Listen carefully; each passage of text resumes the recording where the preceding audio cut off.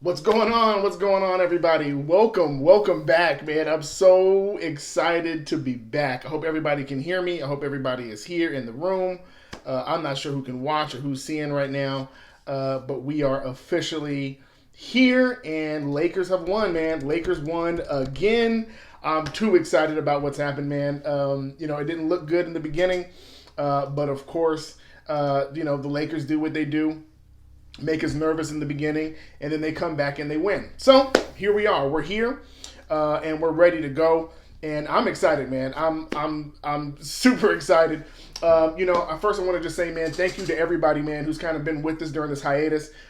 We had just made some switchovers at the end of the year, going into the new year. Had some equipment problems, and we still have some stuff that we're trying to work out. So this part is working out for us right now. But we still have some adjustments to make. And, of course, the broadcast would be better and the whole nine, but we did not get rid of post-game. Just had to make some official changes. And so we're back, man. We're back. And I think this is the perfect way to come back is with a win in Houston. And, of course, tonight was one of those nights, man, that you want to see your team start off a tough five-game road trip. You want to see them come back, battle back. The Rockets were up by 6 at the half. Lakers came back and just blew them out, shut down James Harden, frustrated him so much that my man took his headband off. And you already know when you cause somebody to make their headband come off because they're that frustrated, you're doing a good job. And of course, the Rockets are already in a bad place. They've been they've lost multiple games. They've just been struggling as a team. So it wasn't so much the true Rockets that I think we'll see at the end of the year. I think they're going to get their chemistry issues together. But tonight we took advantage. We handled business on the road as we should have. And once again, it did not look good in the beginning. It just felt like LeBron was very passive. It felt like the team was not engaged as much, and it felt very much like the last game that we just lost, our first game to a sub-500 team. But of course, we were able to pull it out. And so because we were able to pull it out, I think we are able now to look forward to say, okay, now we're getting back on track. Now we can get another streak going. Now we can make sure that we have some momentum going into our next few games. But let's take a look tonight. First, let me just say hello to my people that I've been missing, man. Zero Problems, what's going on? Al's Acoustic, you already know. Smith 818, it's good to see you, man. So let's just get into these questions real quick. You guys go ahead and toss in your questions as we get going. So don't forget Harden took his headband off. I'm not gonna forget that. Harden tonight was actually he did fairly well. He scored 34 points and he shot 16 of 18 from the free throw line. But the frustrating part for him that I know was frustrating him is that he was 8 for 20 from the field, and then he was 2 of 9 from 3-point land. And so the Lakers had an amazing plan, and one of the things they said in the beginning was that they were not going to show their entire hand. They said, we're not going to show you everything that we're gonna do defensively for Harden. We want to save some of that for possibly the playoffs or later on in the season, because it's very possible we could see the Rockets in the playoffs at some point. But tonight the plan was very simple: double team Harden and have him kick it out, and it worked for the most part. Of course, you had Eric Gordon and you had a Westbrook, but what really helped that plan of double teaming Harden, and they double teamed him in a timing sense. They didn't just do it immediately. They waited until the set was getting ready to be made, and they went ahead and they double teamed. And what happened was the Lakers were able to recover on their defensive rotations. And what it did is it left the man open who was probably the worst person to shoot the three. There were a few times where it actually happened and they were actually able to hit the three. But for the most part, the whole team was struggling. At one point, they were like 1 for 14 from the three-point line. And the plan worked. And so it frustrated Harden tonight. He only had 2 threes tonight. And that's what you want. You'll take it. You'll take it. James Harden with 34 points, but he only made 2 threes, and most of his stuff came at the free throw line. Of course, fouling him is not ideal. But tonight the referees' whistles were all over the place. So I'll take it. You shot 18 free throws. You only made 16, but you scored 34 points, but you lost. And that is the key. And look at this. This is what you want to see. And we're getting ready to look at the box scores real quick to see these in comparison. I'm gonna get to you guys' questions because I miss y'all. For the Rockets, you had Westbrook with 35 and Harden with 34, which on paper sounds amazing. That's 69 points. That's good. But everybody else struggled. Gordon only had 13. House only had 10. Chandler didn't score. Capella only had 8. And McLemore had 9. PJ Tucker had 6. Okay? Now, when you look at the Lakers, this is the kind of balance that you want to see. Mind you, AD is not in. Okay? For the Lakers, only one person did not score, and that was Jared Dudley. He only played 4 minutes. But you had Kyle Kuzma with 23, LeBron with 31, Danny Green with 20, KCP with 20. That's the level of scoring that you want to see. And then, of course, everybody else contributed in small amounts. McGee had an amazing game tonight. That block, 2 games in a row now, that JaVale has met a person who was coming to take his head off, and he met him at the rim, and it was a clean block, a good block. He's doing his job while AD is out. And I'm really excited for what they're doing. I think what we are expecting out of the Lakers now is that defensive presence and the next man up mentality. We've seen multiple people out. Rondo was out, right? You saw Alex Caruso with some amazing defense tonight. JaVale steps in. Dwight's doing his job. Danny Green is hitting his shots again. KCP is still being that same consistent scorer. Kuzma is finding himself. This is what you want to see. I still think we're one player short of really being a championship contender. I think we can make the championship. I just don't think that we're strong enough yet to take that chip until we get like one more good 3-and-D guy, one more good point guard or somebody that can run the offense. But it's good to see what they're doing. Alsa Kuzik, I thought you guys were done broadcasting. No, we are not done with broadcasting. We're officially back. First one of 2020. I'm excited. Game ball goes to Vogel on this one. Frank Vogel did some amazing things. And now it's starting to make sense, right? It's starting to make sense what he was doing with these rotations early on in the season. We couldn't figure out why he was playing and toying with the rotations so much, but now we see it. It's a clear pecking order about how things are going. We know that Quinn Cook and Troy Daniels are going to be towards the end of the bench. They're still valuable. They can still make shots. Quinn Cook was great tonight on the pick and roll mid-range shots. He was doing great. Troy Daniels, of course, is still automatic. And so you have these guys that sit at the end of the bench, but now you have your Avery Bradleys, your Rondos, who are able to come in as guards with Alex Caruso. You have KCP. You know who's going to get in what situations. And tonight he did an amazing job with those lineups tonight. It works.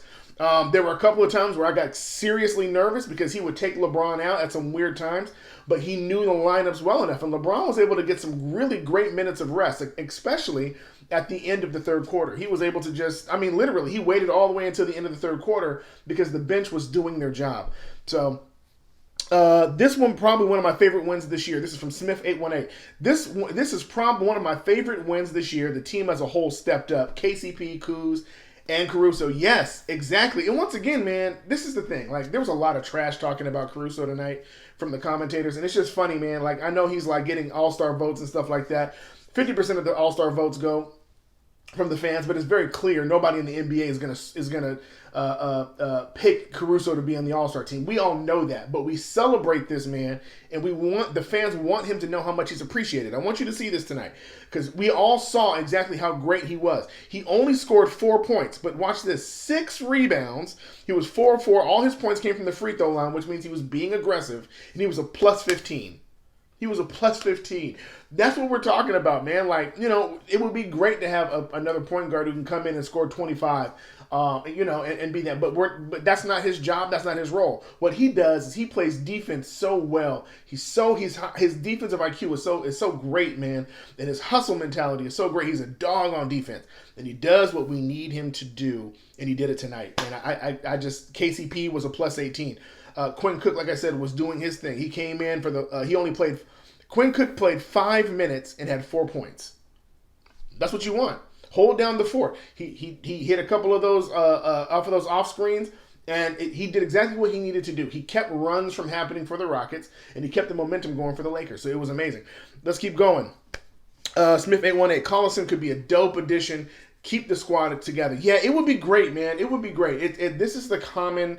This is the problem that we're having, or this is the things that we're weighing. And you guys weigh in. You let me know.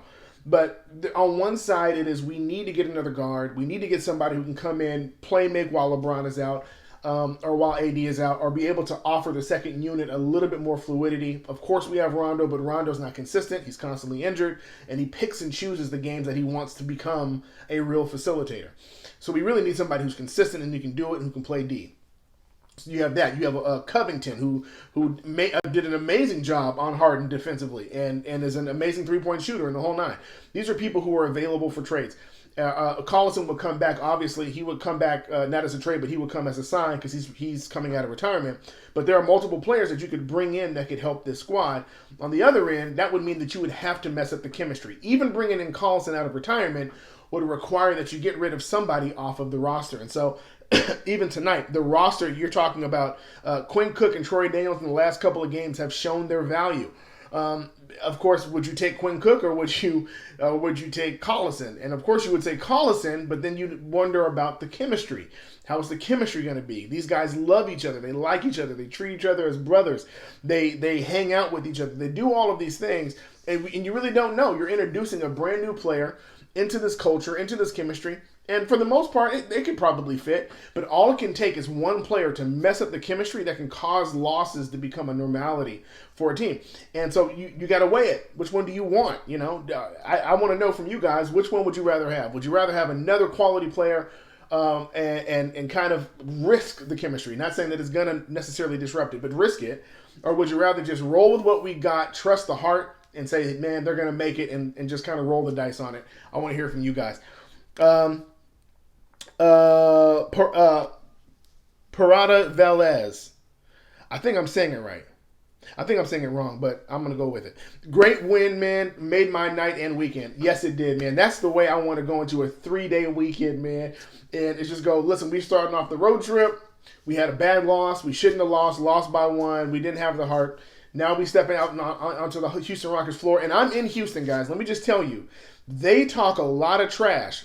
But I also know there's a lot of secret Laker fans. Because I don't know if you heard tonight, those MVP chants coming for Brown while he was at the free throw line.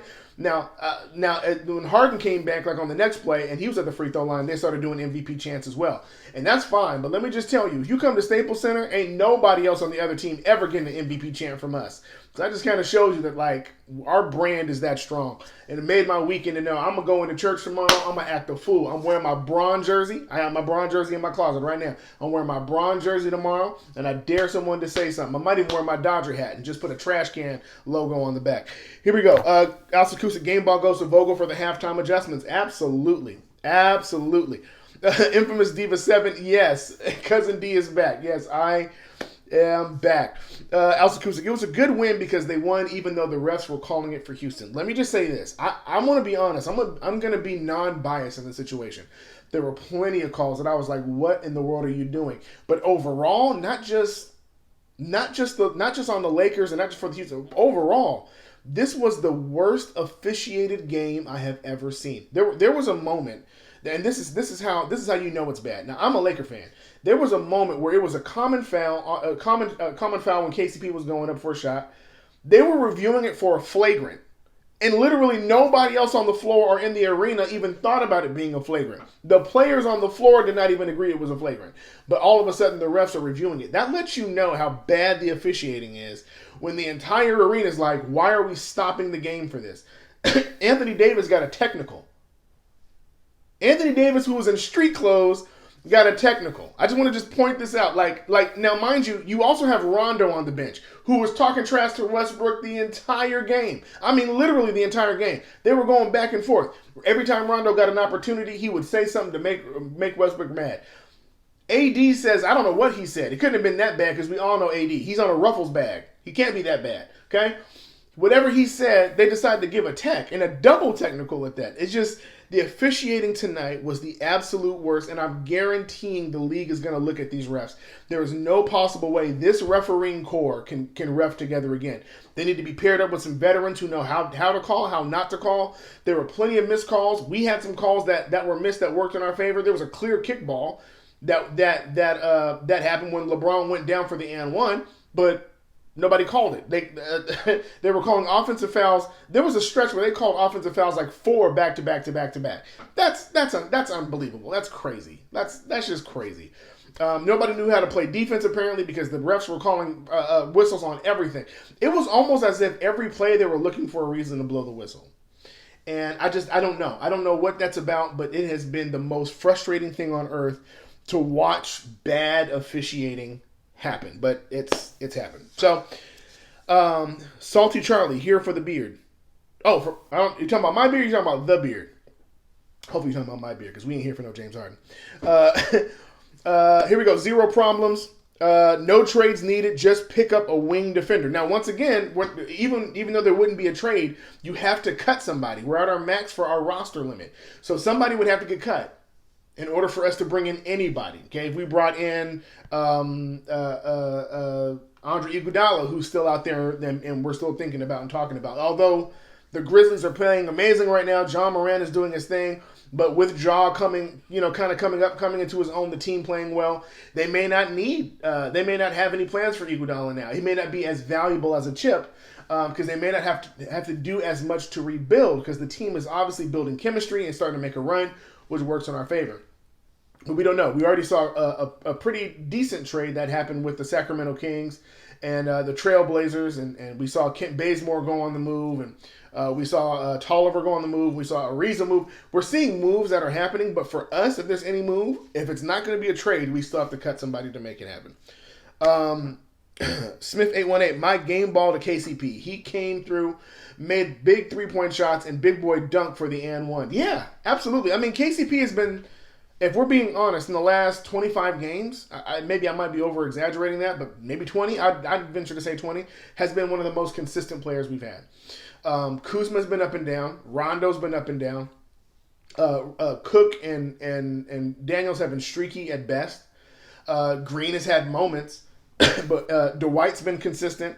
JaVale's been pretty consistent at what they're doing, and KCP has been the most consistent on defense and on offense, and it's just amazing, man. Look at the turnaround this man had, right? We were ready to trade this man, cut this man, talking trash to this man, and the entire time, I don't know if you guys were able to watch the Green Room podcast for Danny Green's podcast, but he talked about his anxiety and how he was dealing with anxiety, and he talked about it. When you're in Detroit, he was in Detroit before he came to LA, you don't have to worry about a lot of that stuff. A lot of his production came because there was no magnifying glass on him. It wasn't a fishbowl from the media market.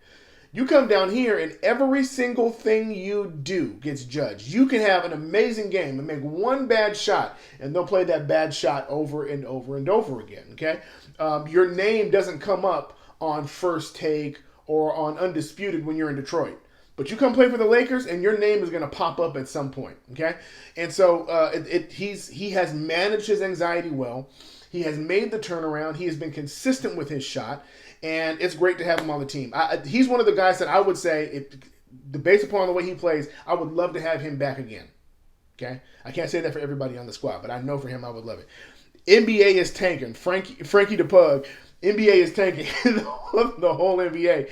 I guess, man, I think the ratings are down, not because there aren't tremendous players and not because the game is not fun to watch. I think, just being honest, if we're just being truthful, the refs are making it very difficult. And it's just making it difficult to understand the game because some games are called a certain way, other games are not. Literally, some halves are called a certain way, and another half is not. It just makes it kind of hard to watch, man. And I was going to go to the game tonight, but to be honest, one of the reasons why I didn't want to pay an expensive ticket outside of it being astronomically expensive, but I don't want to come see a bad called game. I've been to a Houston game out here before, and it's just for whatever reason, there's just really bad officiating. It's just really bad officiating in the NBA, and it's really, really bad, man. So why are ratings so low, all-time low, Frankie the Pug? That's what I'm saying. That's my belief. I think that's really what it is. You can't tell me the games aren't exciting. When you're watching a John Morant, a Damian Lillard, and seeing Carmelo with a comeback this year.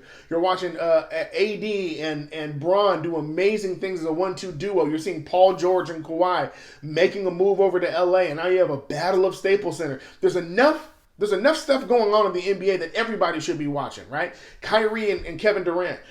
Kyrie has made his comeback. Zion Williams is making his comeback. Tonight, you had the Pelicans and the Clippers playing, and it was like an actual game. Like the Pelicans are putting up 80 points in one half against the Clippers. There's enough stuff going on that it really should have the exact opposite effect. We should have more viewers than we've had in a long time. But I think the officiating is so bad it makes it unbearable to watch. But Rocco, man, that's a monster there, bro. Rocco. I'm not sure what that is. Smith 818. Smith, tell me what that means. I'm you got to help me. I'm old. America is sick and tired of watching grown men chase a ball. If that were the case, then the NFL would suck. But people love watching the NFL. It's just sports are going to be here. Okay, NFL is always going to be king. MLB is going to have its moments, and NBA is always going to have its moments. And so, like right now, we're just in a really crazy place, man. But the NBA is exciting. I'm sorry, it's exciting basketball for me. The storylines are amazing. For the first time in years, we have no idea who's going to be the champion. We don't know if it's going to be Milwaukee, Lakers, Clippers. We don't know. Before, we was like Golden State and whoever else they're going to play in the East, and they're going to smack them. But we don't know that now. Now it's really up for grabs. Teams are playing. It feels much more balanced. There's been some amazing coaching hires that have happened that are making some noise, right? And that's what you want. That's exactly what you want. You have teams that you thought would be throwaways like Toronto who are making noise. It's just this is a good time for the NBA. Even if the ratings aren't saying it, it's a good time for us. So I pray that you guys are all watching these games, man, and soaking it in and having fun. We may not see a season like this in a long time. Is there a holiday? Yes, holiday is on Monday. Yeah. Infamous Diva 7. Would Collison even be looking our way if we weren't winning, though? He can stay where he is at. Well, listen, Collison is a valuable player, okay? He is, if you're talking about, perfect timing, I mean, regardless of what his motivation is, Collison would be a definitive upgrade. Now, what it would do is, just to be honest, it would mess up rotations. And this is what I'm talking about with chemistry. Because if you're talking about who would actually be playing now, right? You have a Collison, you have Avery Bradley, you have Rondo, you have Caruso. These are all guys who are fighting for minutes. And if you have Collison come in, he messes up the just now established pecking order. He would be great right now because Rondo's hurt. But when Rondo comes back, like, what happens now? What do you do with that? When is it best to put him in? And but he's going to be an upgrade no matter what. It's a good problem to have, in my opinion. It's just if I'm just being honest, I would probably, if I had to make a cut to make room, I would probably cut Cook and bring in Collison, right? If it came down to 3-point shooting, and we were able, not 3-point shooting, but defense, and we had to make another cut, I would probably trade Dudley. I hate saying that because I love Jared. I love his mentality. But if there was somebody that I could upgrade the position at, I would love to have Iguodala come in instead of Dudley. Now think about that. Now instead of Quinn Cook, you have a Collison, and instead of Dudley, you have Andre Iguodala. Now you're talking about a serious championship contending team. But we don't know. We'll see what happens. Laguine Mansa. The second half was great. I think they just had a hard time to catch up with Harden's antics early. I just don't understand how people love watching Harden play. Is he skilled? Absolutely. The man shooting from 3-point, that step back three, they ain't got nothing to do with fouls. That dude is just good. Like that when it comes down to that 3-point line. But when he drives, it is the most annoying thing on earth because it's almost like he's not looking for the shot. He's looking for the foul. And that's not basketball. The foul's supposed to be there in case something happens while you're trying to get the shot. But if you're deliberately looking off the shot like, I'm going to go try to get to the free throw line. Like, that's horrible, man. Like, they had some kind of stat. This dude has shot like 300 more free throws than anybody else in the league or something crazy like that. That's, like, if I'm a commissioner, if I'm, like, over the referees, I'm looking at that and I'm going, okay, like, what's really happening? Is that a skill or is he just, like, deliberately doing that? And we need to find a way. I'm just telling you, if this was back in the 80s, Harden probably wouldn't even make it past 3 years because they would take that dude to task. There's no way you're telling me if Jordan was sticking Harden, they're going to call all them fouls. It's just right now, it just seems to be the season where they let him do it. But I'm really glad that they were able to adjust to that second half, and they did. They did amazing. Instead of letting him drive, they cut off the lanes and allowed him to pass. And once he passed, then the ball was already moving, and the ball almost kind of lost Harden. Most of the time he got the ball back was because of a rebound or because the ball stopped and they needed someone to shoot it up at the last minute, which is what you want. It's what you want.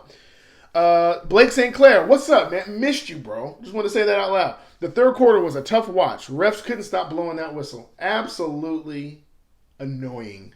Just, I mean, you guys tell me. Okay, okay, like, you know, I'm in Houston, but I know you guys are in LA. What feels better? You hop in your car, right? And you put the top down if you have a convertible. It's like a good 76 degrees outside, slight breeze. The sun is slightly covered, so it's not like giving you sunburn. You rolling down, I don't know. You rolling down, you're rolling down the freeway, right? Doesn't that feel good? Or would you like rather prefer being in the drop top and riding down but stopping every 5 minutes? No, like either I'm going to ride all the way through. I'd rather not ride at all. And if these referees are going to keep blowing the whistle every 30 seconds, I don't want it. They can keep that. I want no parts of that. And I don't know. I just the worst. Leonard Buchanan won. No AD, no problem. It's looking good. It looks like he's probably going to be back at the next game because he was close to coming in tonight. And he seemed, from what they were saying, is that he's like very, very close to return. And we have a couple days before we have to head off to the next game. So it looks like he's going to be good to come back. One thing to watch with AD, 76 for one thing to watch for AD is that they play with a different pace when AD is in. When AD is out, they made it clear. When AD is out, we're going to push the pace. Period. You saw tonight, as soon as the other team scored, they were passing off. And we'll sometimes do that with AD if he stays on the other end of the floor. But for the most part, we're going to try to settle in for a half-court set to get AD his shots. And so, you know, it still works either way. I still think we're better with AD on the court. But it is going to be a change of pace. And I think it's at the perfect time because when we get into these next few games with the Celtics and stuff like that, we're going to need to have a good half-court set. And when you have Anthony Davis on the floor, not only for offense, but to be able to handle other people's bigs on the paint, on the inside, it's going to be a problem for the other team, man, because his defense is amazing. He's second, I believe, in blocks in the league right now, averaging just a little bit above 2. And then his offense is obviously amazing. It's going to make Kuzma have to adjust again, right? And it's going to make us adjust our game plan, but it's going to be worth it. Do you think the Lakers should rest AD until they start losing? Alsa Kuzik, I think you need to get AD back in, but I wouldn't rush it. I wouldn't wait till the losing. I would wait until he's ready. I definitely wouldn't rush him back. If we would have lost the game tonight, I wouldn't rush him back, you know. But I think what's going to be key is that, you know, this is going to be the longest season AD has ever had. If this season goes the way most of us are thinking, we're at some point we're looking to be in the Western Conference Finals and the Finals, a place that AD has not really been. He's never had to play this many games. He's pushed through injuries like he's never had before. This is probably one of the longer sitting injuries that he's had, and so you know he's gonna have to like really gauge himself. What I am predicting is that the Lakers can continue to win. Once again, we haven't even hit double-digit losses yet. Okay, we're still two losses away from double-digit losses.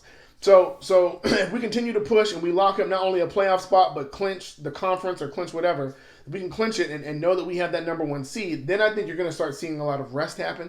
So until then, I would just keep pushing it and keep the momentum going until you know you've secured your spot, and then the record doesn't really matter. Nobody really cares about the record after that. So an active pass, Leonard Buchanan won. An active pass first point would be awesome. Yes, an active passing point guard other than LeBron, because when LeBron is passive and doing that, which is great. I mean, he had like double-digit assists again tonight. It's just different when he's not taking the ball to the hoop, right? It would be great to be able to watch him do that off ball to be kind of like the complement to a pass first point guard, or even be able to have him off the floor with AD with the pass first point guard. It would feel great. And once again, this is what Rondo was signed for. It's just Rondo has not panned out to be exactly what they need, and defensively he's just been a tremendous liability. So yes, it would be good. We got to see what they end up doing. Blake St. Clair, it's been a while. Good to see you back, man. It is great to be back. Smith 818. Yes. PCH. That's what I'm talking about. PCH. Ain't nothing that will ruin your road trip more than having to stop every 5 minutes. And nothing ruins an NBA game more than having to hear that whistle every 15 seconds.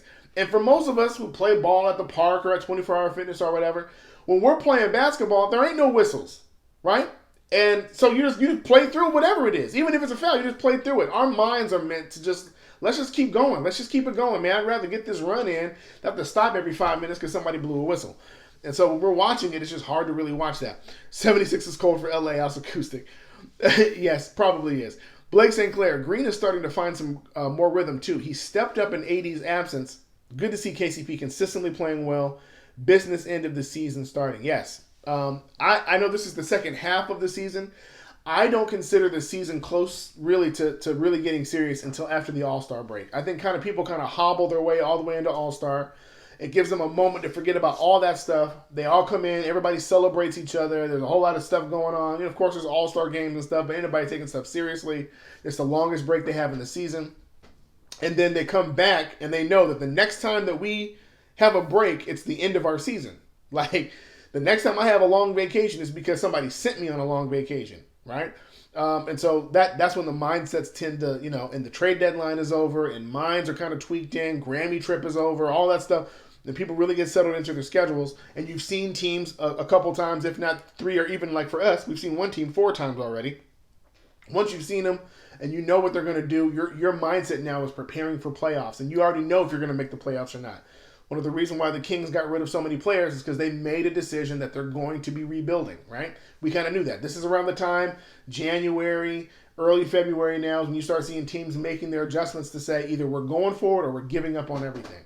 And so, that's normally when I call it there. So, but Green has been finding some rhythm.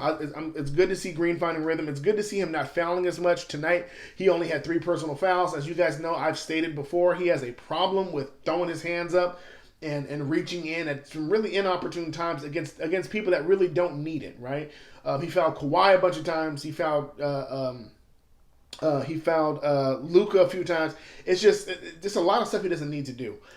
But tonight he's been consistent, 7 of 15 shooting, 4 of 9 from the 3-point line, and he was amazing, man. Blake St. Clair, LeBron still looks a little labored moving up and down the court to me. Having another quality playmaker would be a huge help, and just giving him active rests on the court and when he sits down. Yeah, this is what I know for sure. LeBron is not right, and I don't think it's fatigue. I think there's still a lingering injury. I don't know if it's his groin. When we see him acting like this, it's generally his groin. Or something that is nagging him. He has not been posting as many videos of himself working out and doing all that stuff. But it feels like it's not so much fatigue. It just feels like either he's saving himself or there's something that's a lingering injury, which is normal, man. Like, that's for any player. It just affects him more because he's holding the weight of the entire team while AD is out. But when he gets a chance to rest, which is what I'm really hoping, if the Lakers continue to win, it would be great if we came out of this road trip 4-1, 5-0, something like that. Start building up more and more of a cushion in that Western Conference so we can lock that number 1 seed up and then let him just go get healthy. Some of us talked about when he did that championship run with Miami, that he went away for an extended period of time. In Cleveland, he went away for an extended period of time down in Miami. And he literally just came back a refreshed, brand new man for the Cavaliers.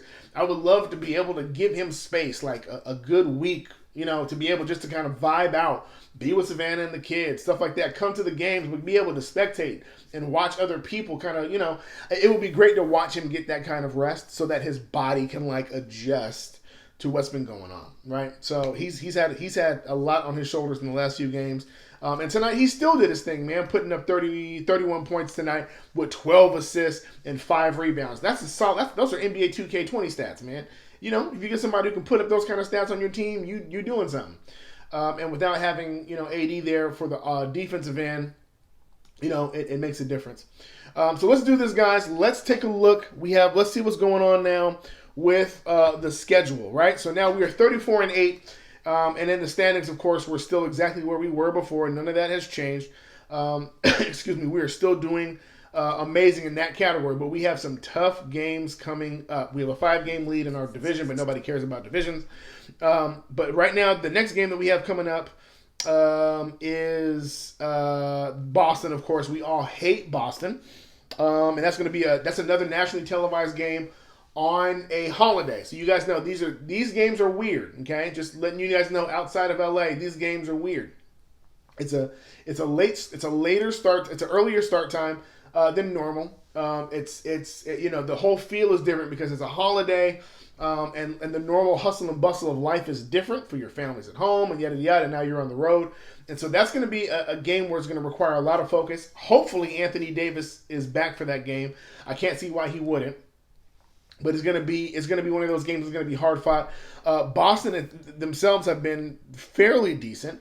They have I'm just looking at their schedule here. They've had some tough games, and they've also had three. They're on a 3-game losing streak, and this is their second 3-game losing streak in the last 10 games. So for them, they're in a weird space. They've lost to Phoenix, which shouldn't have happened. Which happened tonight. They've lost to Milwaukee. We knew that was going to happen. They lost to Detroit, and that shouldn't have happened. They lost to Philadelphia. We knew that was going to happen. They lost to San Antonio and the Wizards. These are teams. It's showing you the inconsistency in that roster. But when you look at their record, it makes kind of sense in the Eastern Conference. So that's going to be a pretty tough game, I believe. And plus, it's a rivalry game, so you already know what's going to happen once we get in the same room together. It's going to be complete trash talk. And even if you don't understand the rivalry, if you're a Laker fan or you're a Laker player, you better understand that we don't take losses to the Celtics. Okay, we don't do that. Kobe said that the lowest point of his career was losing to the Celtics that one time in the finals. That lets you know how much we can't stand them boys, right? Plus, they were talking a whole lot of trash during the Anthony Davis thing, and they thought they were going to get him, and it's just a lot. I want him to come back. I want us to shut them down, and then after that we have the Knicks. Which is going to be a fairly easy game. We've already played the Knicks before. They play us tough. Julius Randle plays us tough. But there is no reason why we should not beat that team. Okay, there's no reason why we shouldn't beat that team. They obviously they're just a mess from the front office all the way down. They're not even close to being a contending team. To be honest, they're not even close to being a rebuilding team. They've made some commitments financially that just left him in a really bad place. Then we go from New York to Brooklyn. Brooklyn, of course, has Kyrie back, so that's going to be a big game. Seeing Kyrie and LeBron getting back to, going at each other again from opposite conferences, and Kyrie's been a mess. The 76ers are after that, and that's going to be a tough game. And then we have the Clippers. We're back home against the Clippers, and I'm telling you, just that stretch, if we can beat Boston and beat New York and beat Brooklyn, that means we'll have a 4-game winning streak going, which will feel good. I think Philadelphia is a toss-em. It's a pick-em game, depending on how Embiid plays and how Simmons plays. But if Anthony Davis is going full strength, then I think our bigs can handle Embiid, and I really think the issue is going to be Simmons because of his length and his ability to pass. Much like LeBron. So that could be a problem. And then the Clippers, this is the time we have to beat the Clippers. Bottom line, period. We lost twice, okay? And I get it. Stuff happened, whatever. But this game, we got to beat them. Like, they almost lost to the Pelicans tonight, and they're already in trouble. They're having chemistry issues in the whole nine. That's a team that if our swag and our sauce ain't together, it's going to be a problem. It's going to be a problem. So we need to be able to beat them. Later starts are much better for me, time zone wise. Most of the East Coast games are early morning for me in Sydney. Oh, Blake St. Clair, I did not know you were in Sydney, man. You're in Australia. One of our Showtime Forum dudes is in Australia, dude. So, what's up, man? And prayers to y'all with the brush fires, man, down there. I hope you're saying Sydney, Australia. I hope they ain't like a Sydney in America that I don't know about. The Knicks were the only reason to feel good as a Laker fan the last 5 years. Yeah, they took a couple of our Lakers. They got Bullock, they got Randall, but whatever. No matter how bad it got, we still weren't the Knicks. Thank you, Lord. So, anyway, you guys tune in on Monday. Of course, we're going to have a post-game show right after that. Tonight was a short one. We're just getting back into the swing of things. I'm really excited about it. And we still got some more stuff that is happening in regards to the post-game and what it's going to look like. And the goal is eventually to be able to pull some of you guys in live, man. That would be so fresh to be able to talk to you guys live about some of the things that are going on. So y'all just stay tuned for that. It's going to be amazing. Hoping to get that going by the time All-Star break is over. So this has been an amazing win, man. An amazing win. Lakers, once again, are 34-8. We're doing amazing in the standings. But now is the time where rubber meets the road. We got to take care of business against these tough teams, and we got to shut up these pundits, man. We got to get Skip Bayless to stop talking, man. We got to get these guys just settle down and know that we are for real. No more easy schedule talk. None of that stuff.